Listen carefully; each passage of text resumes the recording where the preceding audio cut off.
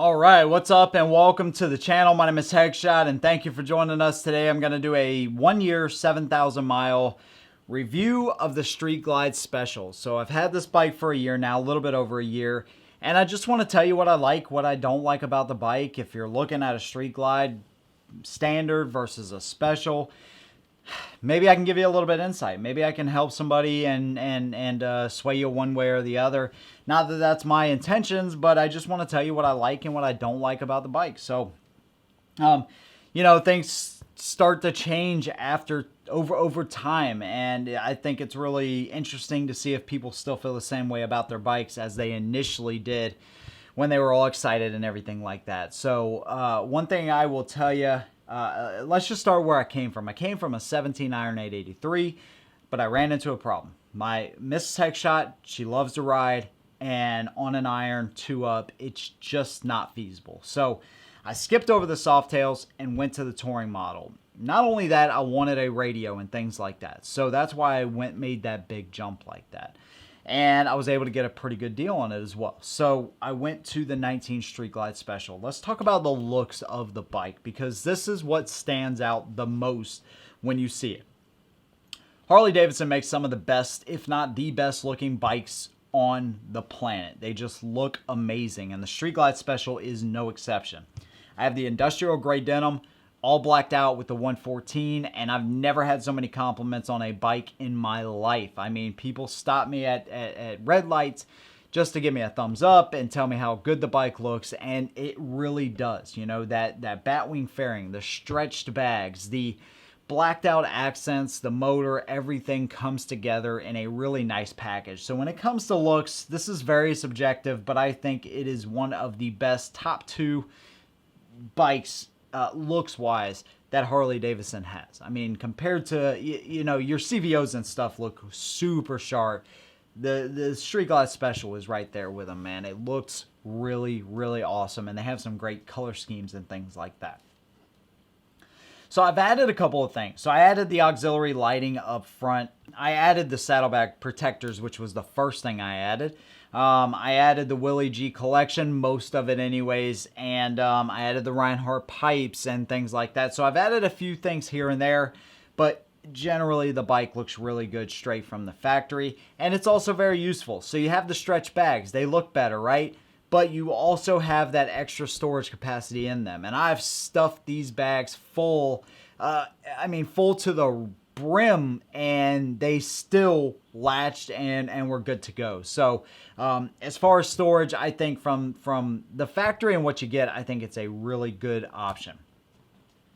You know, and one thing you're going to get on this bike that you're not going to get on an Ultra, where an Ultra in the rear end, it has that big goofy brake light. On the Street Glide Special, your brake and your turn signals, they all work as one unit, and it looks very clean and really, really sharp. So looks wise, it's just an amazing bike. And those auxiliary lights, now I have, instead of the regular halogen from the factory, which is definitely a con in my opinion, now I have auxiliary lights, the LED headlamp, and I have my custom dynamic Pro Beam lights. So they actually give a white ring LED lights in the front as well. So I've now, not only can I see better at night, I can be seen better during the daytime, and I've had way less people pull out in front of me, and I attribute that to my lane position, and I also attribute that to the fact that I can be seen a heck of a lot better with those lights up front. Now let me talk to you about the reason that I got into the bike. Obviously it was because I knew I was going to be riding with a passenger a lot, and I wanted the radio. So with the 114, the power is incredible.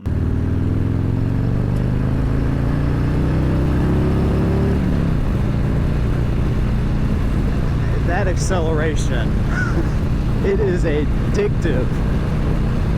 And this is the stock 114. I have Reinhardt pipes on it, but that's it. I don't even have an air intake on it yet.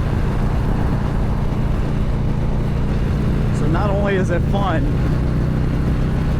but if you need to get yourself out of a situation, you can really do that on this bike. Now I will admit that I'm seriously thinking about a stage 3 at this point. possibly stage 4, because I want some more power now. I want more of that, but from the factory, I think this just, I don't feel like I'm ever in need of power unless I'm in 6th gear just cruising.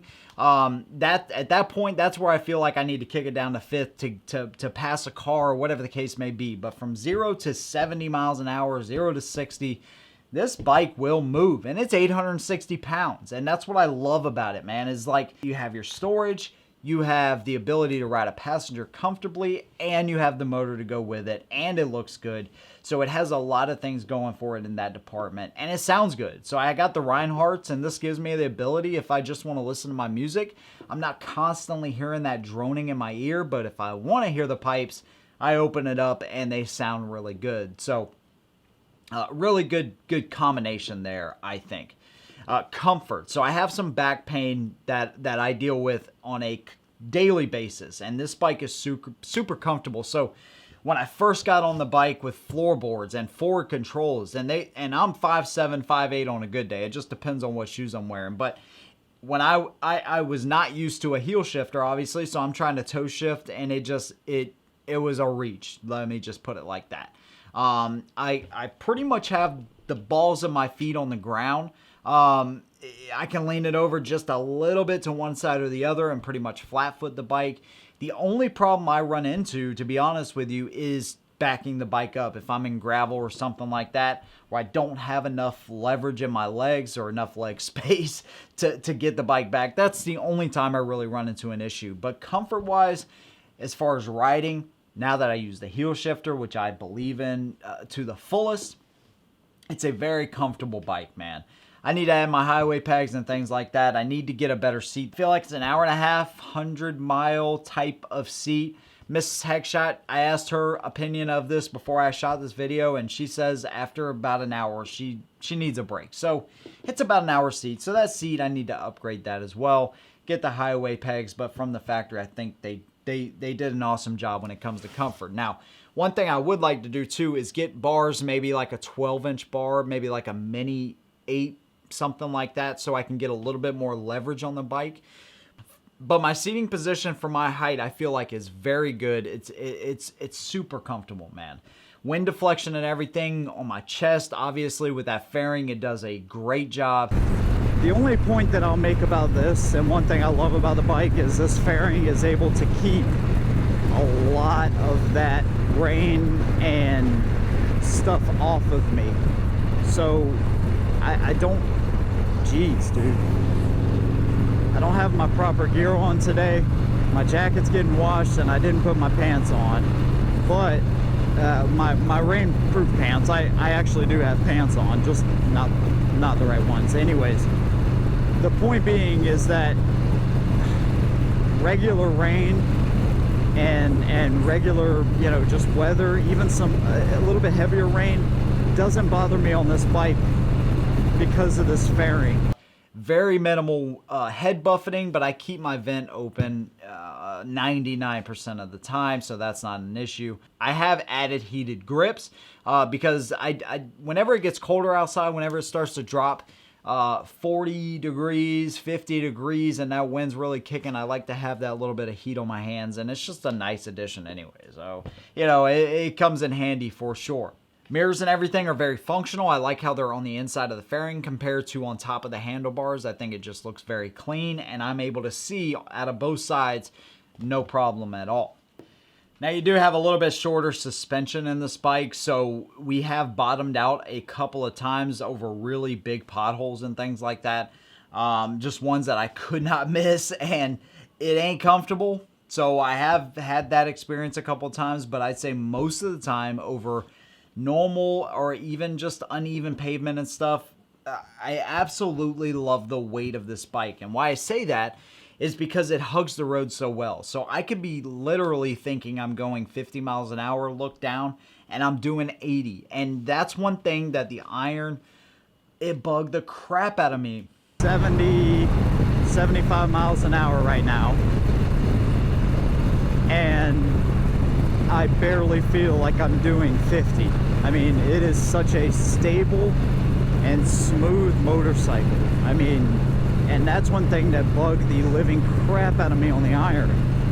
because even coming from sport bikes, I never had an issue with stability. On the iron, anytime I traveled the interstate, which I do daily, I constantly felt like I was struggling for power, and also I felt like the bike was really unstable. It was not confidence inspiring, which is a big deal for a returning rider like I was. This bike, super stable. Now you're also talking about 300 pounds more than an iron, and I'm not trying to make a comparison there because there really is none. I'm just telling you my experience going from the iron and the things that I really love and was looking for in this bike that I've been able to get out of it. I was bugged out by the iron because I felt like anytime I got over 60 miles an hour, the bike just wanted to always move all the time. And I wasn't used to that. Coming from sport bikes from back in the day, when I first started riding, those were always very just true to the road type of bikes.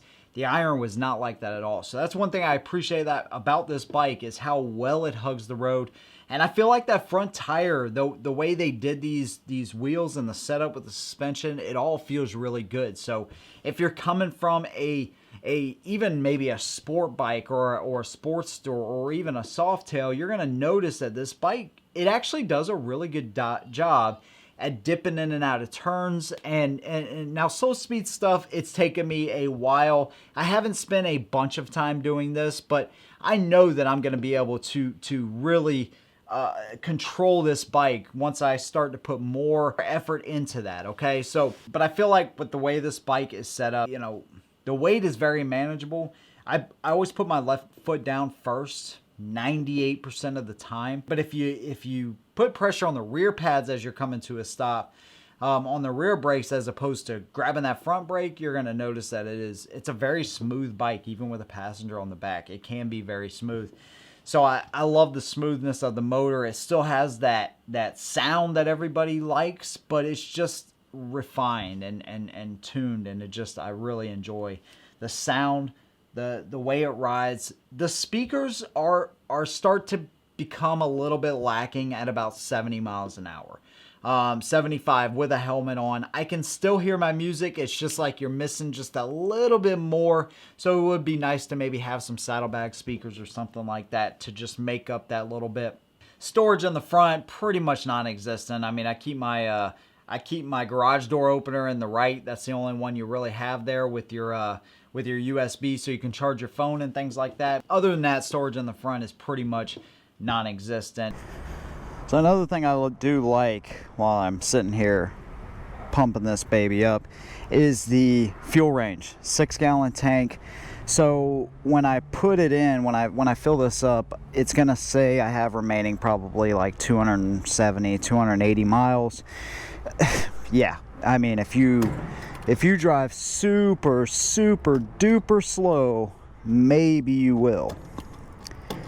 But with my style of riding, and I'd say I don't know, I wouldn't say I'm necessarily aggressive, but I like to get on it. I get around 200 miles to the tank. Sometimes a little bit less, maybe 190.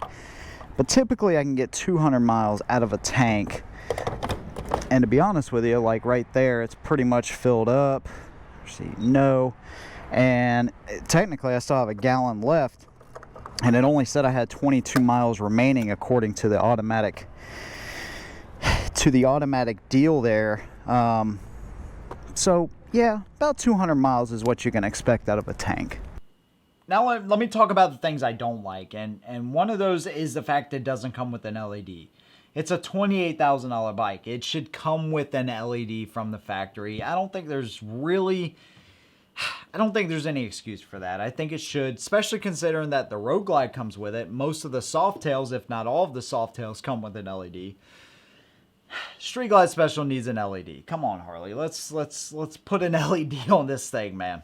Other than that, Miss Techshot doesn't really care for her little foot pegs that she has. She would much rather have a little mini board or, you know, whatever. So she doesn't really like that, but she doesn't get a lot of heat up on her legs and stuff, which I wanted to mention as well for your passengers, which is a good thing. heat for myself. So this is an oil-cooled head and, of course, air-cooled as well.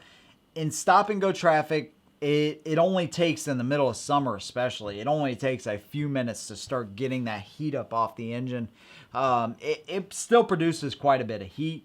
I can't compare it to the twin cam because I never had a twin cam, but I've talked to guys that have had twin cams and they say it's a heck of a lot better. You still get a lot of that heat. So when it's in the middle of summer, hydrate yourself, and hopefully you don't run into stop and go traffic, because I've ran into this situation where I literally walked my bike. Me and a buddy walked our bikes 5 miles down the road, basically. We basically walked them in the middle of summer. It really sucks. So you do get some heat and stuff off of the engine. It's just one of those things. Also, saddlebag protectors, I feel like should probably be included on this bike because they are very expensive. And then the fact that it doesn't come with the wind module. Now, this is not exclusive to the Street Glide Special. Just in general, I don't think you should have to buy a CVO model to get wireless interface with you and with your bike and your headset. That seems like 2015 technology. Should have been in there since then. In my opinion, it should come with a wind module, no doubt. Other than that, there's just a little couple things like the latches on the saddlebags and the push rod covers and things. I wish they would black out more of the bike because that's an attractive thing to me. But a lot of guys like that balance between mostly black and some of your chrome accents. I just personally would like to have them pretty much everything blacked out. But you can always do that down the road. In my opinion, man, the Street Glide Special has been my favorite bike. This is the most amount of miles I've ever put on a motorcycle, so take my opinion for what it's worth, but I absolutely think the Street Glide Special, let me put it like this, I can't see myself without that bike, and if I were to be without that bike, I would have a Road Glide Special instead. So if I ever go with a soft tail, and I hope that I can eventually one day get a soft tail, it will be in addition to the Street Glide Special because I think it's a fantastic, absolute beautiful piece of machinery, and it moves, man. I love that bike, and I still love it a year later. So I want to hear what your opinion of the Street Glide Special is down in the comments below. I think it's worth the extra money, especially in 2020 with the RDRS. That's my opinion, but I want to hear what yours is down in the comments below. Let me know what you think. Thank you for watching. We'll see you in the next one, and as always, hold the rubber side down.